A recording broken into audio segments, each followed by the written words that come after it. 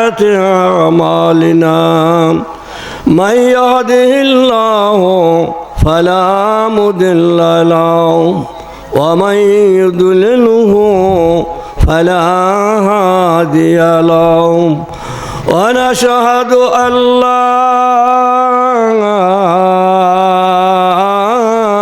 إله إلا الله وأن محمدا عبده ورسوله صلى الله عليه وسلم أرسله بالحق بشيرا ونذيرا فقد قال الله تعالى مخبرا وآمرا بسم الله الرحمن الرحيم إن الله وملائكته يصلون على النبي يا أيها الذين آمنوا صلوا عليه وسلموا تسليما اللهم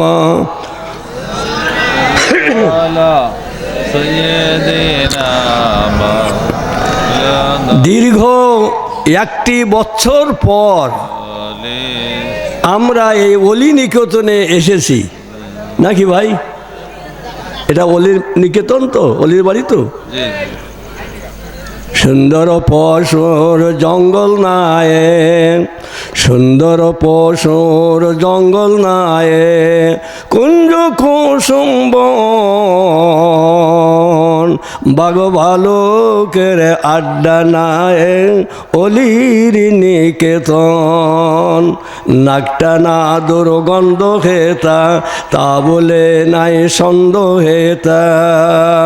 ফুলের বাসে দুলে আসে আপনি হৃদয় মন, আরে কাকশালের ডাক না হেতা। আপনাদের মতন অলির গুঞ্জন। আল্লাহর অলি এ বাঘ ভালুকের জায়গা না, সুন্দর পশুর জঙ্গল না, এ জঙ্গল এবং আল্লাহর অলির নিকেতন, আল্লাহর বাগান। আর আমরা যারা এসেছি সব আল্লাহর অলি, সকলে বলেন আল্লাহুম্মা আমিন। একটু মুখ খুলে, সকলে জবান খুলে, হৃদয় নিংড়ানো ভালোবাসা দিয়ে নবীজির পরে একটু দুরূদ পাঠান। পারেন তো চক্ষুটা বন্ধ করে রওজা মোবারক যারা হাজী মানের ওই খেয়াল করে একটু দুরূদ দেন। আল্লাহর কথা আছে, আল্লাহ রাব্বুল আলামিন যখন হাবিবকে সৃষ্টি করেছিলেন, ওই নূর মোবারক প্রথম, ওই সময় অনেক কথাবার্তা হয়েছিল, সব কথা বলার সময় নাই। তার মধ্যে একটা কথা হলো, হে হাবিব আপনি আমাদের দেখেন আর আমি আপনাকে দেখি, আর আপনি আমাকে ডাকেন আর আমি আপনাকে ডাকে। এমন একদিন আসবে দুনিয়ার কেহই আমাকে ডাকবে না, সেদিন আমি আল্লাহ রাব্বুল আলামিন আপনার উপরে দুরূদের সালাম পড়াবো, আপনাকে ডাকবো। চিৎকার দিয়ে বলেন সুবহানাল্লাহ। আল্লাহ বলেন যেদিন কেউ আমার ডাকবে না, এমন একটা দিন সামনে আসছে, ওদিনও আমি আল্লাহ, আপনি হাবিব আমি আপনার পরে দুরূদ পাঠাবো, আমি আপনার পরে সালাম পাঠাবো, আমি আল্লাহ আপনাকে সালাম দেব। ধরে বলুন সুবহানাল্লাহ। যে আল্লাহ অহরহ আল্লাহর হাবিবের পরে দুরূদ আর সালাম দেয়, সেই দুরূদের বেলায় একটু মহব্বত দিয়ে, হৃদয় নিংড়ানো ভালোবাসা দিয়ে আল্লাহর হাবিবকে একটু সালাম দেন, দুরূদ দেন। আল্লাহুম্মা সাল্লি আলা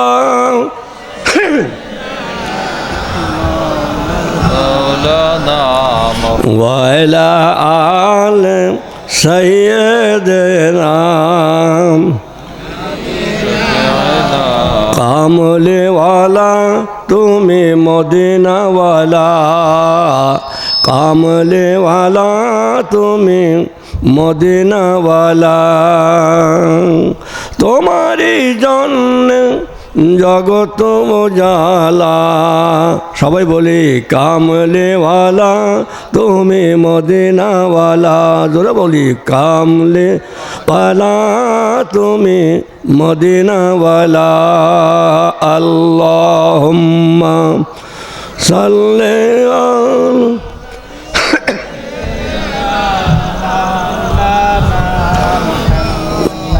وعلى آل سيدنا شفيعنا محمد صلى الله عليه وسلم।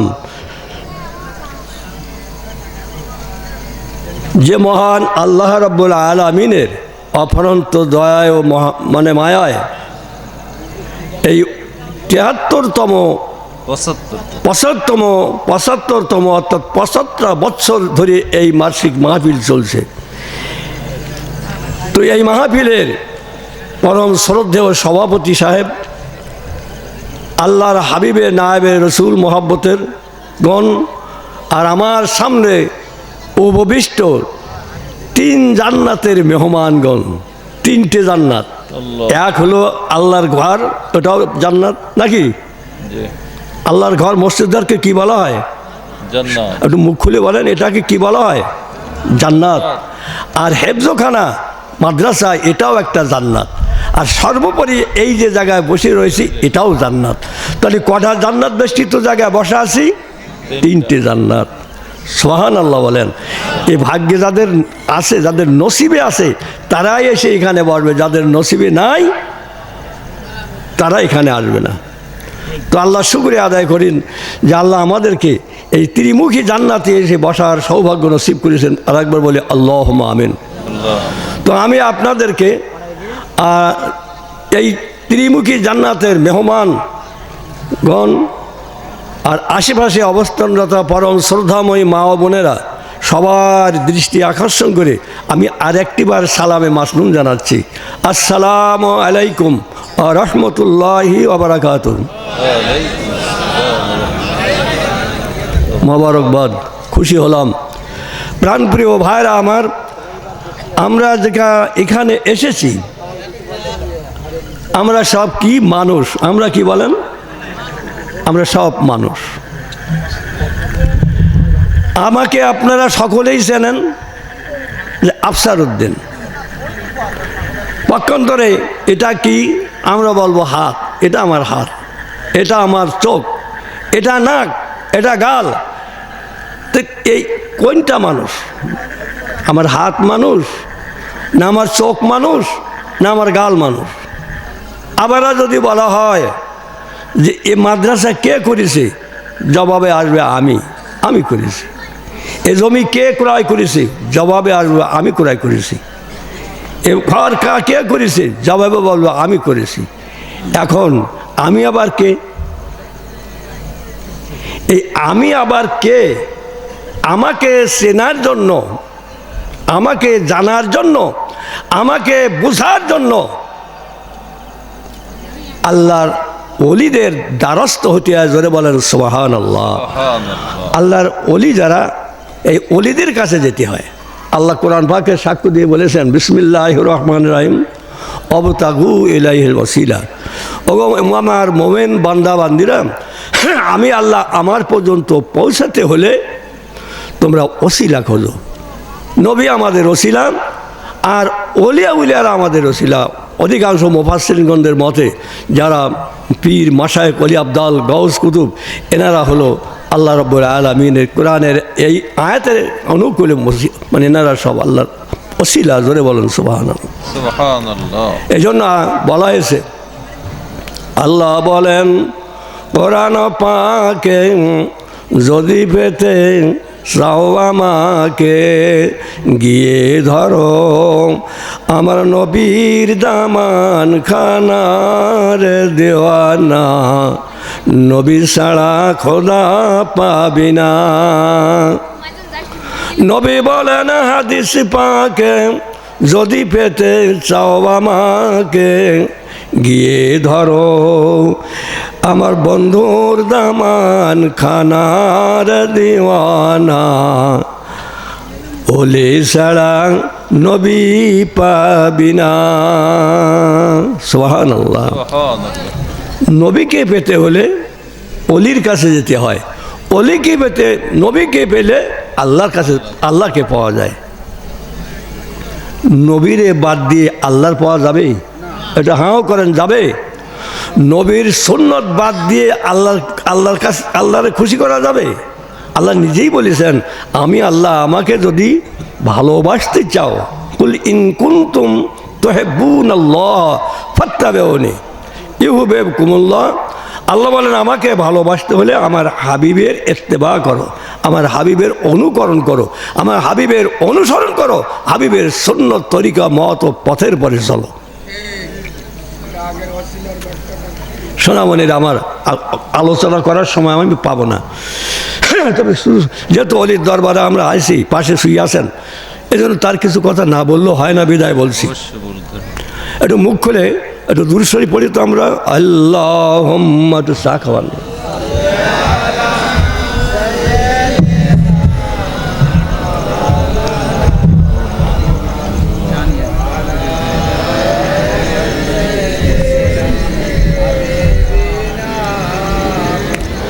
ভাইরা আমার, এক হলো জাহেরি বিদ্যা,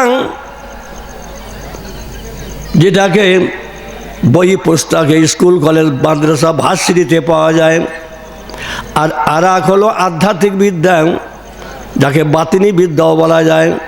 জাহেরি বিদ্যা দুনিয়ার জাহেরি প্রতিষ্ঠানে দুনিয়ার এই জাহেরি চোখ দিয়ে শিখতে হয়, পড়তে হয়। খেয়াল করেন, এই পবিত্র কোরআন, এটা জাহেরি বিদ্যা। এখন এটাকে কি চোখ দিয়ে পড়বে, এই চোখ দিয়ে পড়বো না অন্তর চোখ দিয়ে পড়া যায়? কোনটা? এই চোখ দিয়ে পড়তে হবে। তাহলে জাহেরি বিদ্যা পড়তে হয়, শিখতে হয় জাহেরি চক্ষু দিয়া, আর বাতিনি বিদ্যা শিখতে হয়। এ বাতিনি বিদ্যার কোনো প্রতিষ্ঠান নাই, না আছে বাতিনি কলেজ মারফতের স্কুল, না আছে মারফতের মাদ্রাসা, না আছে মারফতের কোনো কলেজ, না আছে কোনো মাদ্রাসার ভার্সিটি। শুধুমাত্র রয়েছে এই মারফতের কিছু শিক্ষক, জিরো ওস্তাদ, যাদেরকে পীর মুর্শিদ মাশায়েখ বলা হয়। আল্লাহ তাআলা কোরআন পাকে বলেন, ওগো দুনিয়ার মানুষ, তোমরা এই অলির দরবারে যাও। মানুষ যদি হতে যাও, আল্লাহ তাআলা এক জায়গায় বলেছে, জ্ঞানীগণ বলেন, মান আরাফা নাফসাহু ফাকাদ আরাফা রাব্বাহু। যে নিজেকে চিনতে পেরেছে সে আল্লাহরে চিনতে পেরেছে। এই নিজেকে চিনতে হলে আল্লাহর অলির দরবারে যেতে হয়। কেন? মানুষ যদি হরে খাটি মাটির সঙ্গে হরে মাটি, খাঁটি মানুষ হতে এলে মাটির সঙ্গে মানুষ। মুর্শিদের পাক কদম দুটি ধরে মুর্শিদ যে পথ চলেছে ওই পথের অনুসরণ করো, তাহলে কি হবে? তোমার দিলের যে ময়লাটা উঠে যাবে। কেননা যত বড় আলেম মাওলানা ফজল মৌলভী আর যত বড় জ্ঞানীগুণী শিক্ষিত আমরা হই না কেন, দিলির যে ময়লা আছে, দিলির যে কালি আছে, এই দিলির ময়লা দিলের কালি যদি না তোলা হয়, যত বড় মাওলানা হই না কেন প্রকৃত মানুষ হওয়া যাবে না। একটু দৃশ্যই পড়ি, আল্লাহুম্মা।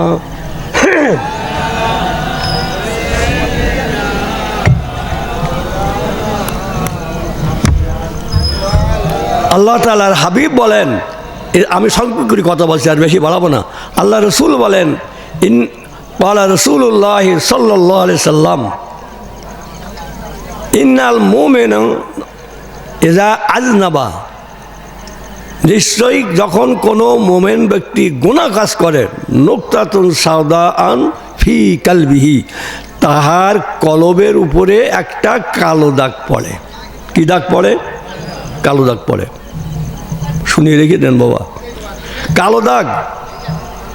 যারা হজ করে এসেছেন, একটা পাথর আছে না, ওই পাথরটার নাম কি? কাবা ঘরে গায়ে ফিট করা যে কাবা ঘরে গায়ে হজরে আসওয়াদ, মানে কালো পাথর। এই কালো পাথরটা যখন দুনিয়ায় আল্লাহ তাআলা বাবা আদমের সাথে দিয়ে পাঠিয়ে দিয়েছিলেন, ওই সময় এই কালো পাথরটা ছিল সাদা। তারপরে এইবার এই কালো পাথরের একটা বৈশিষ্ট্য হলো এই যে কালো পাথরের চুমা দিলে বান্দার শরীরের ভিতরে কলবের ভিতরে যে গুনাহ আছে, গুনার কালি আছে, এই কালিগুলো চুষি নেয়। ঠিক বান্দার গুনাহের কালি চুষতে চুষতে সাদা পাথরটা কালো হয়ে এখন তার নাম হয়েছে হেজরে আসওয়াদ। তাহলে গুনার রংটা কি বললাম, এটা জোরে বলেন। গুনার রংটা কি? গুনার রং হলো কালো। আমি গুনাহ করেছি, এই গুনার দাগটা আমার কপালে পড়ে না। আমি নামাজ পড়ি নে, এ দাগটা আমার নাকের ডগায় পড়ে না।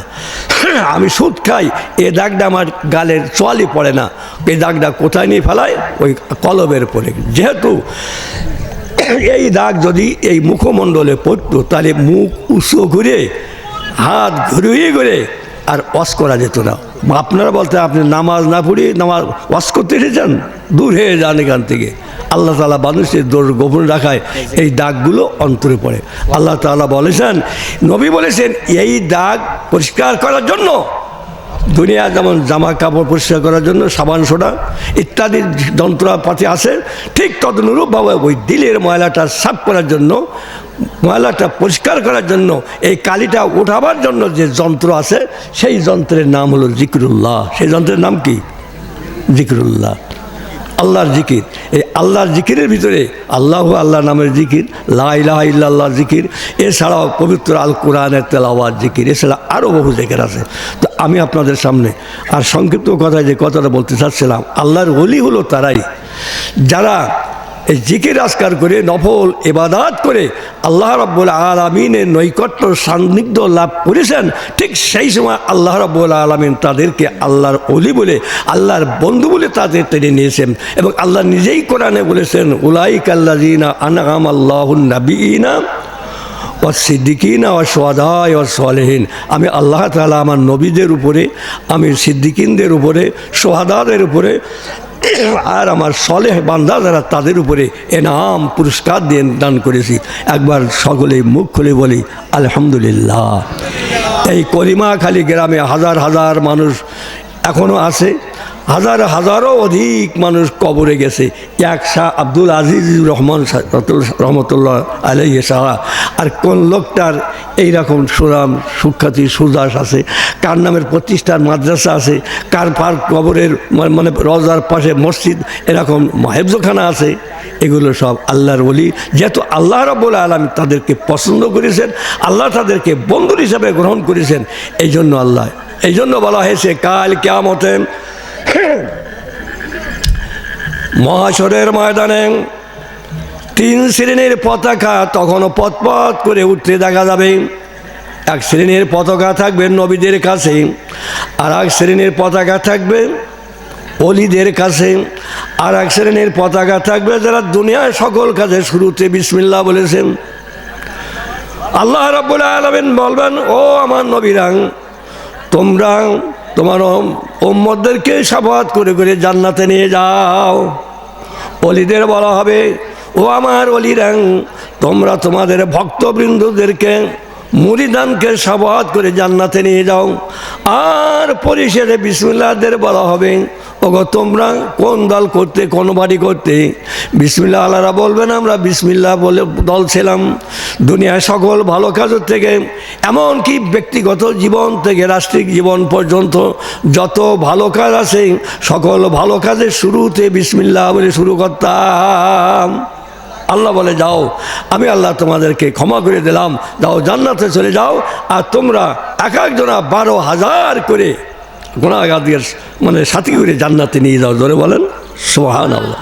প্রাণপ্রিয় ভাইরা আমার, এই ওলি বুঝেছেন, এই ওলিদের নাম আমি বেশি বাড়াবো না। এই ওলিদের নাম এখন আস্তে আস্তে দুনিয়ার থেকে মুছে যাচ্ছে। ওলিদের নাম শুনলে যেন এখন মনের মধ্যে এক শ্রেণীর মানুষ আছে, তারা আমরা নাক ছিটকাছি। ওলিদের কথা শুনলে অনেকে আমরা বলছি ওসব আজগবি কারবার, বুঝেছেন। যা হোক, তো এখন আমি আপনাদের কাছে অনুরোধ করব যে অলির মহব্বতে অলির বাগিচায় এসেছেন, এটা আল্লাহ লাখ কোটি শুকরিয়া। আল্লাহর এই দিনই প্রতিষ্ঠান ৭৫ বছর ধরে এই প্রতিষ্ঠান চলে এসেছে। আমি জানলাম যে আপনজন বলতে আর এখন আপনারাই ছাড়া তেমন আর কেউ নেই, অথচ আজ আপনারাই আপনজনই এই প্রতিষ্ঠান এই যে ধরে রেখেছেন। এই জন্য কাল কিয়ামতে আমি শুরুতেই দোয়া করি আল্লাহ রাব্বুল আলামিন যেন এই অলির সুপারিশিতে এলাকাবাসী সবাইকে যেন জান্নাত নসিব করেন, বলুন আল্লাহুম্মা আমিন। প্রাণপ্রিয় ভাইরা আমার, এখানে আছে হেফজখানা, আমি দীর্ঘায়ু করবো না, আমার পরে বক্তা আছে। হেফজখানা আল্লাহ তাআলা কোরআন পাকে বলেন, বিসমিল্লাহির রহমানির রহিম, ইন্না নাযালনাহু যিকরা ওয়া ইন্না লাহু লাহাফিজুন। দুনিয়ার মানুষ শোনো, এই কোরআন পাক লোহে মাহফুজে ছিল, ওইখান থেকে আমি আল্লাহ দুনিয়ায় নাজেল করেছি এবং এই কোরআন হেফাজতকারী মানে আমি আল্লাহ নিজেই হয়েছি, রাখেছি। এ কোরআন হেফাজতকারী আল্লাহ আমারই কাছে, আমারই হাতে। এ কোরআনকে আমি হেফাজতে রাখবো। জোরে বলুন সুবহানাল্লাহ। ভাই আরশে আজিম কটা? একটা। কটা বলেন? একটা। আল্লাহর আরশ কটা? একটা। আর লোহে মাহফুজ কটা বলেন? তাও একটা। একটা লোহে মাহফুজে আল্লাহর আরশে আজিমে এই পবিত্র 30 পারা কোরআন শরীফ ওখানে সাজানো, বলেন সুবহানাল্লাহ। আর এই জমিনের পরে এটা গেল আরশে আজিমে, আর জমিনের পরে লোহে মাহফুজ কটা থাকি হিসেব করেছেন? আল্লাহু আকবার। ওই মার সন্তান যে মা এই বাচ্চারে এই মাদ্রাসায় পাঠাইয়া, হেফজখানায় পাঠাইয়া কোরআনের হাফেজ হওয়াইছেন, ওই মার সুসন্তান যারা, এরা প্রত্যেকে এক একজন করে এক একটা আপনার লোহে মাহফুজ 30 পারা কোরআন শরীফ যেমন লোহে মাহফুজে, আর এই 30 পারা কোরআন শরীফ এক একজন হাফেজের কলিজার মধ্যে, তাহলে ওটা যেমন লোহে মাহফুজ, এটাও তেমন লোহে মাহফুজ। দুনিয়ার মানুষ যদি সমস্ত কোরআন শরীফগুলো সব জ্বালিয়ে পুড়ে নদীতে ফেলে দেয়, এরপরও কোরআন দুনিয়ার থেকে হর চলে যাবে না।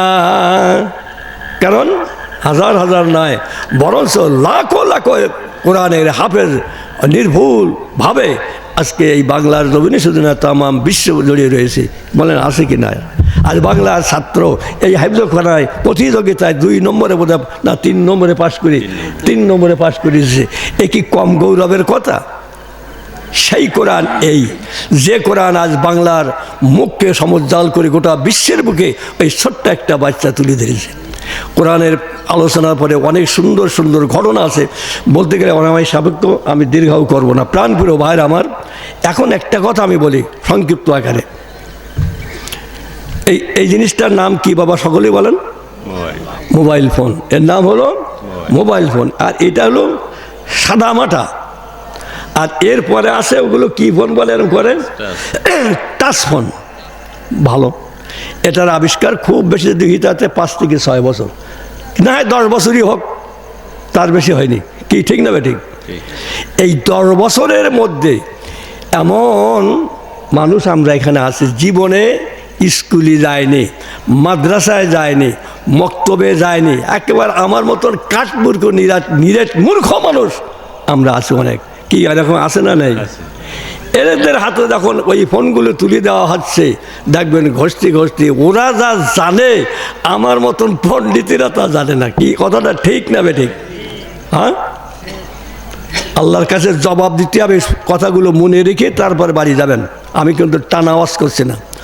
তাহলে আল্লাহ পাক পবিত্র কোরআন পাক 30 পারা কোরআন শরীফ, এখান থেকে 14 কিংবা 1500 বৎসর আগে আল্লাহ পাক নবী মারফত আল্লাহর বন্ধুদের কাছে দিয়ে দিয়েছেন, যারা কোরআন পড়েন, যারা আল্লাহর ওলি কারা, যারা আল্লাহর মোমেন বান্দা। আল্লাহ নিজেই বলেন, আল্লাহু ওলিউল্লাযিনা আমানু, যারা মোমেন ওরা হলো আমার বন্ধু, ওরা আমার দোস্ত। এই বন্ধুদের কাছে আমি আল্লাহ তাআলা এই 30 পারা কোরআন শরীফ লোহে মাহফুজ থেকে এখান থেকে 1500 বৎসর আগে পাঠাই দিছি। কত বৎসর আগে? ভাইরা আমার, কিছু মনে নেবেন না যেন। এই পাশে আমার আলিয়া মাদ্রাসা, 40 বছরের অধিক আমি আপনাদের এখানে এসে আপনাদেরকে বিরক্ত করেছি, আর এখনও করছি। আজ কত টাকা আপনারা ওই মাদ্রাসা দান করেছেন, আল্লাহু আকবার। আমি বহু দেশে, বাংলাদেশে শুধু নয় ভারতের মধ্যেও ঘোরাঘুরি করি, আপনাদের প্রশংসা করি যে সামনাসামনি বলতে নেই যে একটা মাদ্রাসা আমি আমার জীবনে পাচ্ছি যেখানে প্রতিযোগিতামূলক দান করে, তা কম হোক আর বেশি হোক। একদিন ছিল না ডালিশ, ওই আপনার সলমান মডলিদ কত দেবে, ওই আব্বাস হাজি কত দেবে, ও ফকির হাজি কত দেবে, বুঝেছেন, টাকি গাঠি করে নিয়ে নেন। এরা বসে থাকতো প্রতিযোগিতামূলক, ও যদি 15 দেয় এ দেবে 20, ও যদি 20 দেয় ও দেবে 30, এইভাবে এই দান ধন করে ওই প্রতিষ্ঠান টাকা বহুত দিয়েছেন, বলেন আলহামদুলিল্লাহ। এই টাকা দিয়ে এই আল্লাহর বাগান, আল্লাহর জান্নাতের বাগান করেছেন, আলহামদুলিল্লাহ। ছেলেপিলে মানুষের লজিং দিয়ে ভাত পানি খাওয়াই আলেম বানাই দিয়েছেন, আলহামদুলিল্লাহ।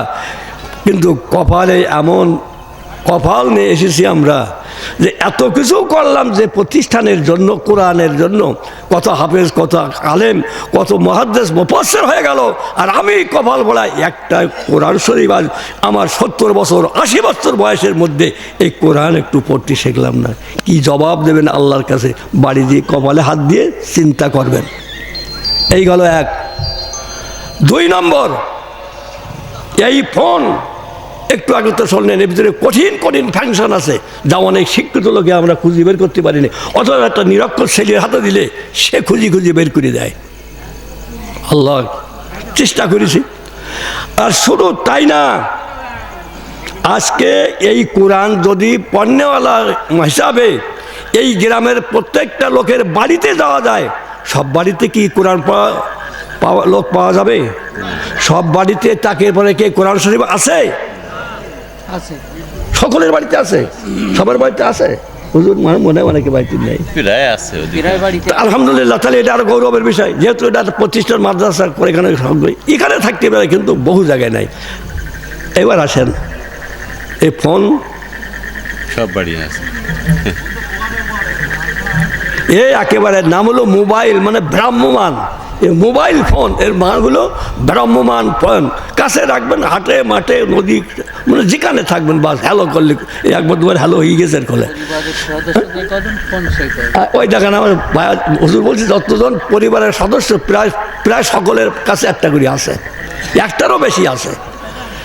আজকে তাই যদি হয়, তাহলে এই ফোনের পরে এত মহাব্বত, ফোনকে এত ভালোবাসি, আর ফোনের পেছনে এত সময় ব্যয় করি, ফোনকে আজকে বগলে করে, গাঁটে করে, পকেটে করে, কি বলে আপনার ওই ওর নাম কি, ব্যাগে করে, আর যেখানে যাই সেখানে সাথে করে নিয়ে যাই। এমন সুন্দর বন্ধু, প্রাণপ্রিয় ভাইরা আমার,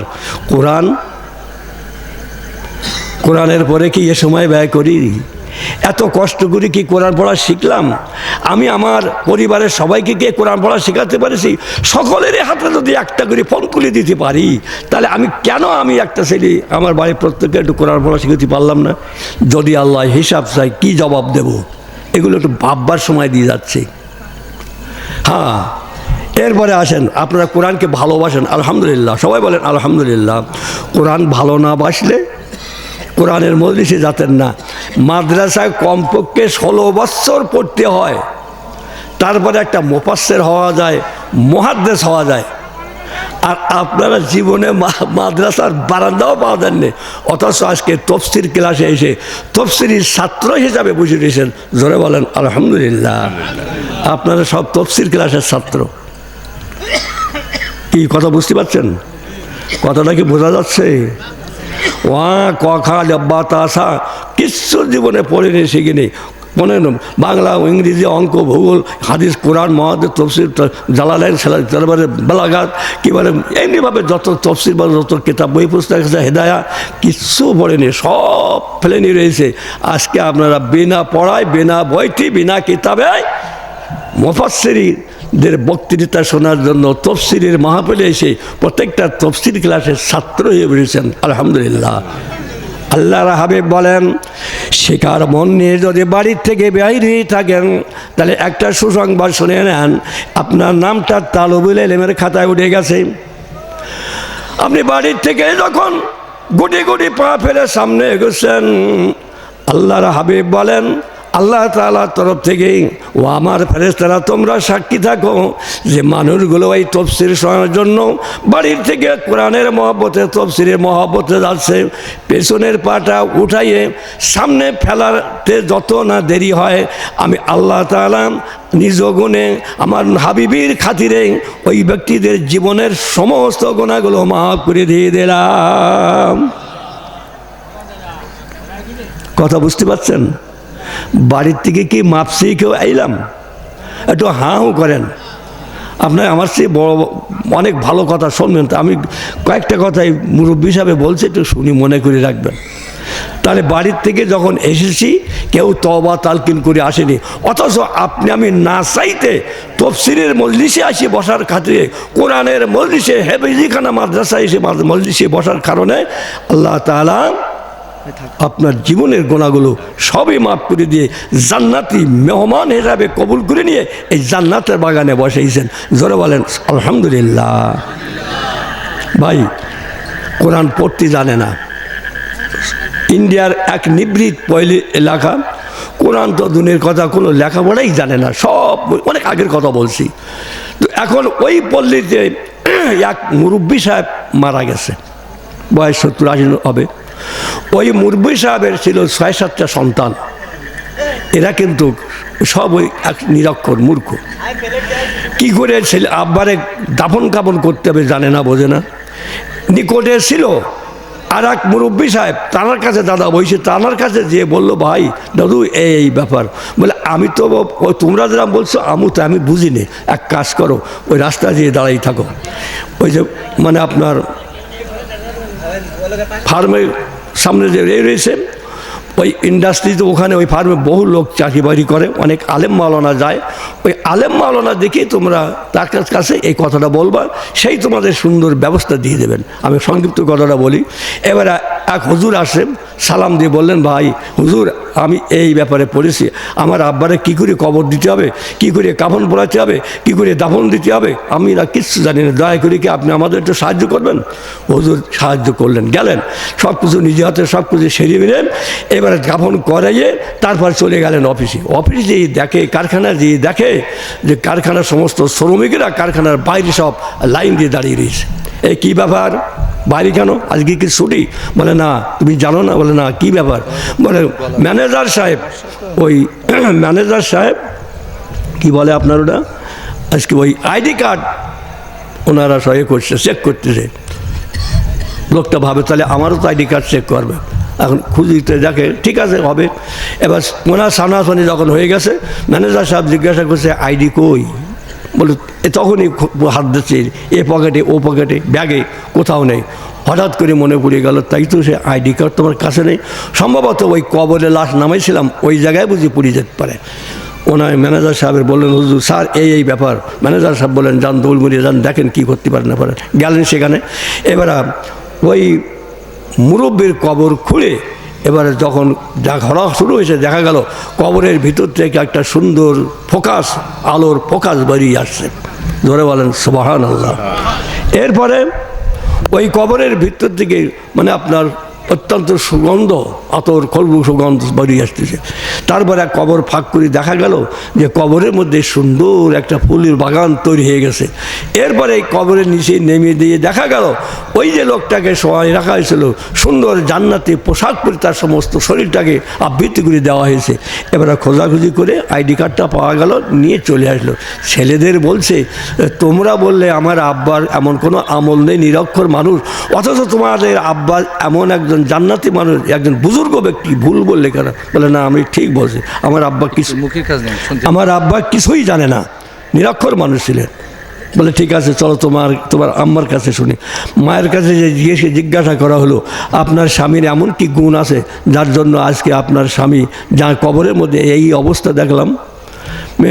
বিবি বলছে, আমার স্বামী তো তেমন কোনো গুণ নাই, গরিব মানুষ, সারাদিন পরিশ্রম করে সন্ধ্যেবেলা বাড়িতে এসে গোসল করে খেয়ে পিয়ে এবারে যখন সব মানুষ শুয়ে পড়তাম, আমার স্বামী ওই বড় একটা বই আছে, ওই বইটা পেড়ে নিয়ে এবার এরকম করে হাতে করে নিয়ে বাম হাতে রেখে এরকম ডান হাত দিয়ে পৃষ্ঠা উল্টাতো আর এইভাবে আঙুলটা ঘোরাতো। আর মাঝে মাঝে বলতো, আল্লাহ ইয়ে তেরে কোরআন হয় আর মাই তেরা গোলাম হয়। আল্লাহ এটা তোমার কোরআন আর আমি তোমার গোলাম, আমি তোমার বান্দা। প্রাণপ্রিয় ভাইরা আমার, বলা হলো ওই কিতাবটা পড়া হোক। এবার কিতাবটা পেরিয়ে আনার পরে দেখা গেল এটা আর কিছু না, 1400 বছর আগে হেরা পর্বতের গোয়া যে কোরআন নাজিল হয়েছিল আর সে মাহফুজ থেকে, সেই লয়ে মাহফুজের এই কোরআন। ভাইরা আমার, দুনিয়ায় যদি কোরআনের পক্ষে থাকা যায়, কোরআনের দলে থাকা যায়, কোরআনের পরে যদি মহব্বত থাকে, কোরআনকে কিয়ামত পর্যন্ত দুনিয়ায় বাঁচিয়ে রাখার জন্য যদি তেমন কোনো সাহায্য, সহানুভূতি, সহযোগিতা করা হয়, আমার ভাইরা, আল্লাহ রাব্বুল আলামিন এই কোরআনেরই মহব্বতে নিরাকর মানুষদেরকে জান্নাতে দিয়ে দেবেন। ধরে বলেন সুবহানাল্লাহ।